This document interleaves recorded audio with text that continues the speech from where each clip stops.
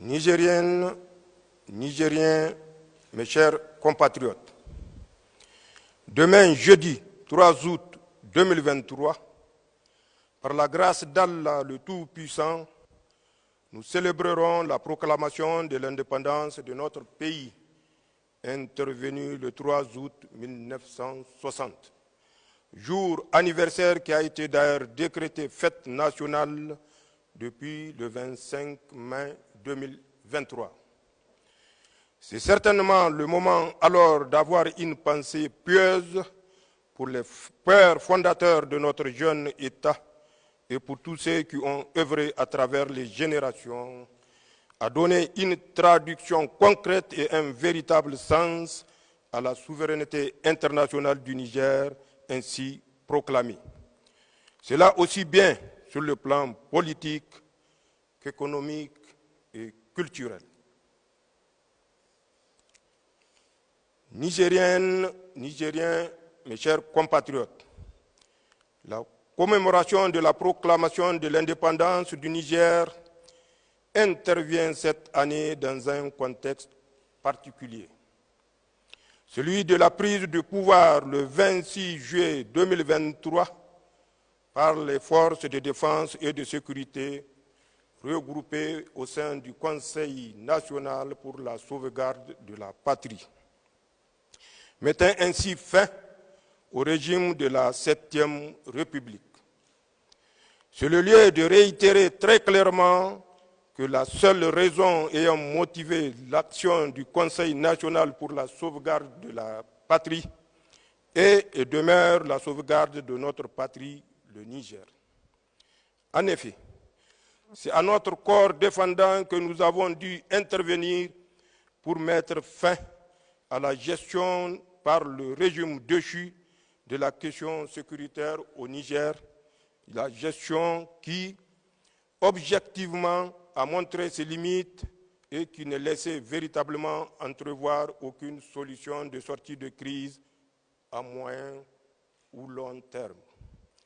C'est tout simplement de la vie des Nigériens et de l'existence même du Niger en tant qu'État dont il est ici question, au-delà des problèmes de personnes et de querelles politiciennes pour la conquête et la conservation du pouvoir.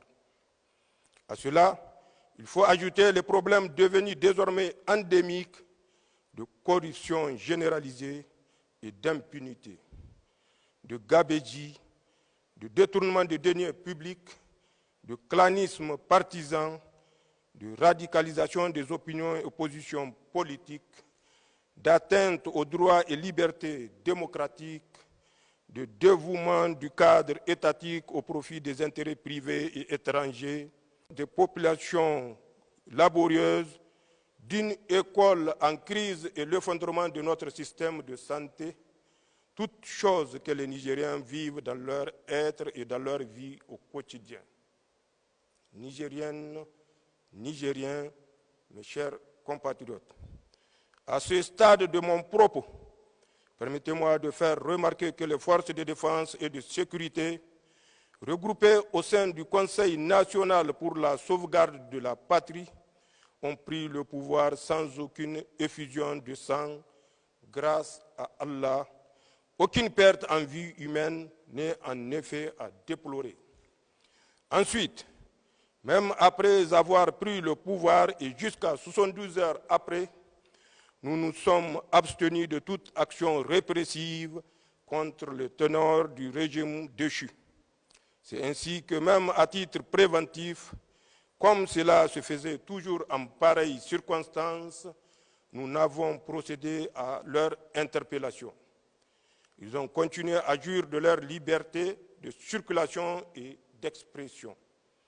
Enfin, par devoir envers le peuple nigérien et conscient de la gravité du moment que vit notre pays, nous sommes toujours restés avec humilité à l'écoute de toutes les parties concernées et ouverts au dialogue pour qu'une fois l'émotion passée chez les uns et les autres, nous puissions ensemble créer les conditions d'une transition apaisée devant déboucher dans un délai relativement court et raisonnable à des élections générales mais surtout une meilleure approche dans notre lutte contre le terrorisme et les autres maux économiques et sociaux qui minent le développement du Niger. Nigériennes, Nigériens, mes chers compatriotes, ces gestes d'apaisement et ces gages de responsabilité, cette volonté de ne pas réprimer de façon arbitraire le teneur du régime déchu, car cela relève des seules prérogatives de la justice nigérienne, ce souci constant de ne pas ajouter des difficultés supplémentaires au quotidien des Nigériens ont été assurément mal interprétés et exploités par tous ceux qui, par égoïsme et par manque de patriotisme, pensent pouvoir encore déstabiliser la transition en cours dans notre pays. En effet, ils ont ainsi cru voir en notre retenue des hésitations dans notre action. Ils ont cru voir une absence de cohésion entre les forces de défense et de sécurité. Ils ont cru voir de supposées connivences avec tel ou tel acteur, voire une absence de vision globale des enjeux et des perspectives. Seulement, le temps a jusqu'ici permis d'apporter un ferme démenti à leurs allégations mensongères, mais surtout aux Nigériens de comprendre le sérieux et la sincérité de notre action salutaire pour Nigériennes, Nigériens, mes chers compatriotes. D'abord, toutes les forces de défense et de sécurité ont adhéré à notre action. Cela à travers leurs commandements respectifs, comme l'atteste le communiqué de l'état-major des armées en date du 27 juillet 2023 et la présence de tous les chefs militaires nigériens à nos côtés. Non, les forces de défense du Niger ne vont jamais se diviser et s'entretuer pour des basses raisons politiciennes. Notre grande famille de forces de défense et de sécurité est le creuset de l'unité nationale du Niger et c'est tous ensemble que nous faisons face à l'ennemi sur le terrain et souvent au prix du sacrifice suprême. Ensuite, le fier peuple du Niger a toujours fait corps avec son armée et l'ensemble des forces de défense et de sécurité. Les forces de défense et de sécurité sont l'émanation profonde du peuple nigérien qui sait pouvoir compter sur elles dans les moments les plus difficiles. Non, le peuple nigérien ne va jamais se soulever contre ses forces de défense et de sécurité, ses propres fils. Enfin, les populations du Niger ont une vieille tradition de vivre ensemble et de coexistence pacifique. Le brassage ethnique et social, le lien de cousinage, nos valeurs traditionnelles africaines et surtout religieuses constituent le ciment de notre unité nationale. Nigériennes, Nigériens, mes chers compatriotes, comme vous pouvez le constater, aucun facteur politique interne ne s'oppose véritablement à l'action salutaire du Conseil national pour la sauvegarde de la patrie.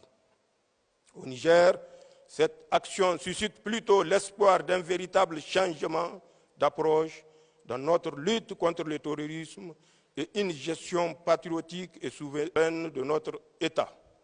Aussi, je m'engage solennellement à donner corps à cet espoir et à ne jamais trahir les aspirations du peuple nigérien, seul d'une vie meilleure, un espace nigérien et sous-régional sécurisé.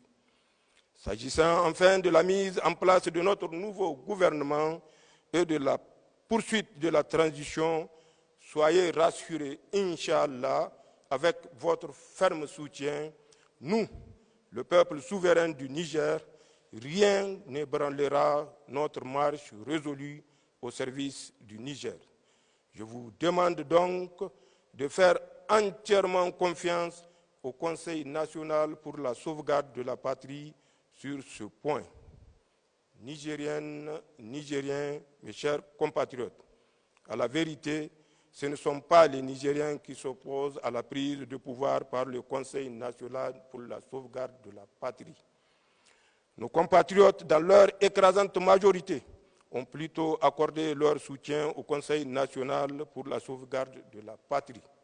En effet, depuis le 26 juillet 2023, ils se sont souvent de façon spontanée mobilisés par milliers en faveur du Conseil national pour la sauvegarde de la patrie et de nos vaillantes forces de défense et de sécurité. Les oppositions viennent plutôt de quelques individus qui pensent avoir un droit particulier sur l'État nigérien et qui sont en lien avec certains lobbies et des puissances étrangères. Mais elles viennent surtout de certains de nos partenaires dans la lutte contre le terrorisme et de certains chefs d'État de notre sous-région qui sont en train d'instrumentaliser nos institutions communautaires à des fins égoïstes et lobbyistes. Nigériennes, Nigériens, mes chers compatriotes, s'agissant de certaines puissances étrangères partenaires, comme l'écrasante majorité du peuple nigérien, nous avons été surpris par leur empressement à condamner la prise de pouvoir par le Conseil national pour la sauvegarde de la patrie, à prononcer des sanctions contre le Niger et son peuple et à mettre fin, de fait, à leur coopération sécuritaire. Cette attitude hostile et radicale n'apporte aucune plus-value ni dans la résolution de la nouvelle situation née de la prise du pouvoir par le Conseil national pour la sauvegarde de la patrie, ni dans notre lutte jusqu'ici commune contre le terrorisme. Elle crée la méfiance entre partenaires et anéantit tous les efforts jusqu'ici fournis par la communauté internationale dans la lutte contre l'insécurité au Sahel. Mais surtout, elle amène les Nigériens à se poser un certain nombre de questions. En effet, comment pouvez-vous comprendre, aider le Niger à lutter contre le terrorisme qui touche nos laborieuses populations et suspendre la coopération militaire à la moindre difficulté? Comment expliquer qu'un partenaire, sur des questions aussi sensibles, décide de suspendre sa coopération militaire à un moment crucial de la lutte contre le terrorisme au Niger et dans notre espace sahélien? Le souci d'un gouvernement civil élu peut-il être au-dessus de la préservation de la vie des Nigériens et de leur vivre ensemble, ou encore au-dessus du Niger, de ses intérêts vitaux et existentiels? Chacune et chacun se fera son intime conviction et s'assumera conséquemment. Nigériennes, Nigériens, mes chers compatriotes. Mais ce qui a surtout surpris les Nigériens, c'est le communiqué du gouvernement d'un pays partenaire qui menace le Niger de recourir à la force pour protéger ses citoyens, sa représentation diplomatique et ses intérêts au Niger, alors même qu'ils n'ont jamais été l'objet de la moindre menace. Comment une question de maintien de l'ordre suite à des manifestations pacifiques de rue peut susciter chez des autorités politiques au plus haut niveau une réaction aussi excessive? À ce niveau, l'on peut à juste titre se demander s'il est juste et humain qu'un gouvernement ordonne l'usage de la force militaire contre les populations nigériennes pour protéger ses ressortissants. Pour notre part, nous estimons que la vie humaine est sacrée. La vie des Nigériens, aussi bien que celle de tous nos frères et amis résidant au Niger, ils n'ont donc aucune raison objective de quitter le Niger. Le gouvernement et le peuple nigérien, fortement attachés à nos valeurs de justice et d'hospitalité, sont prêts à continuer à assumer leur sécurité, sauf si cela s'inscrit dans une approche politicienne inavouée qui consiste à créer la psychose sécuritaire dans les esprits. Aussi, nous appelons tous les Nigériens à manifester leur position sans violence, dans le respect de la vie humaine, cela conformément à la loi et à nos valeurs traditionnelles d'hospitalité et d'accueil. Nigériennes, Nigériens, mes chers compatriotes, S'agissant de la CEDEAO et de l'UEMOA, c'est avec une stupéfaction que les Nigériens ont appris les sanctions illégales, injustes et inhumaines prononcées à leur encontre. Mais elles sont surtout inédites.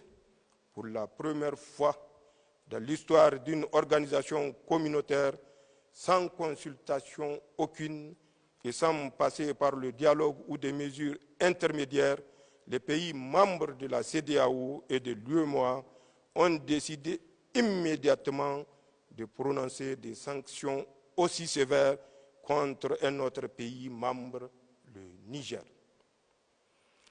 allant jusqu'à confisquer les avoirs du Niger ou encore menacer le pays de recourir à la force pour rétablir le régime déchu. Ces sanctions sont cyniques et iniques. Elles sont prises dans le prolongement et en coordination avec les sanctions déjà prononcées par certaines puissances étrangères qui ont fortement influencé leur survenance. Elles visent à humilier les forces de défense et de sécurité nigériennes, le Niger et son peuple. En effet, dans leur entendement, d'abord les sanctions économiques et financières devaient créer les conditions pour paupériser davantage nos populations, révolter les travails et impacter négativement la vie des Nigériens dans leur quotidien. En somme, pour rendre la situation intenable et le pays ingouvernable. Ensuite, une intervention militaire viendra dans les semaines à venir donner le coup de grâce au régime du Conseil national pour la sauvegarde de la patrie. Comme vous pouvez le constater, nulle part dans cette attitude méprisante et belliqueuse, les dirigeants de la CEDEAO et de l'UEMOA n'ont pris en compte la souveraineté de notre pays, les souffrances des Nigériens qui ont déjà consenti d'énormes sacrifices à ces jours, les intérêts de nos populations et ceux du Niger.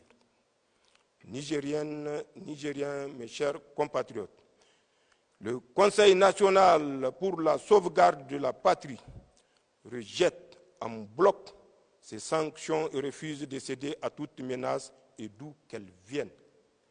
Nous refusons toute ingérence dans les affaires intérieures du Niger et rejetons la prétention chez les uns et les autres de punir pour l'exemple le Conseil national pour la sauvegarde de la patrie et le peuple nigérien. Nous en appelons donc au peuple nigérien dans son ensemble et son unité pour faire échec à tous ceux qui veulent infliger d'indicibles souffrances à nos laborieuses populations et déstabiliser notre pays. Nigériennes, Nigériens, mes chers compatriotes, c'est donc le moment par devoir de vérité de vous dire que les semaines et les mois à venir seront certainement difficiles pour notre pays. Ceux qui s'opposent à nous sont sans limite lorsqu'il s'agit de défendre leurs intérêts égoïstes. Ils ne s'arrêteront que face à la ferme détermination du peuple nigérien à défendre ses intérêts et sa souveraineté.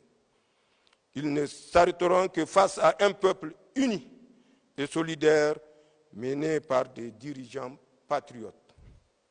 Ils ne s'arrêteront que face à notre résilience et notre engagement à défendre notre dignité, notre liberté et notre pays.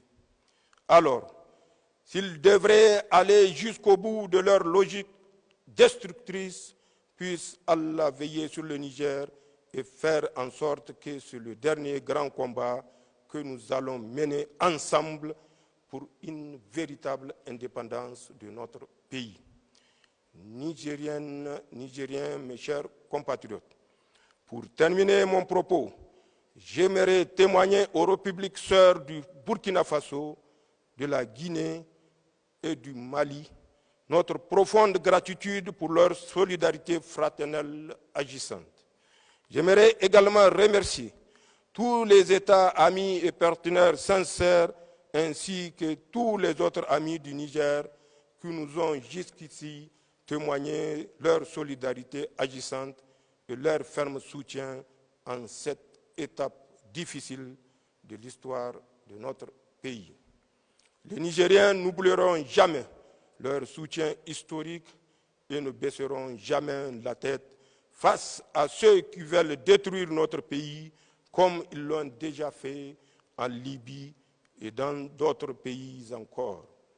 Vive le Conseil national pour la sauvegarde de la patrie, vive les forces de défense et de sécurité, vive le peuple fier et souverain du Niger, vive le Niger, je vous remercie.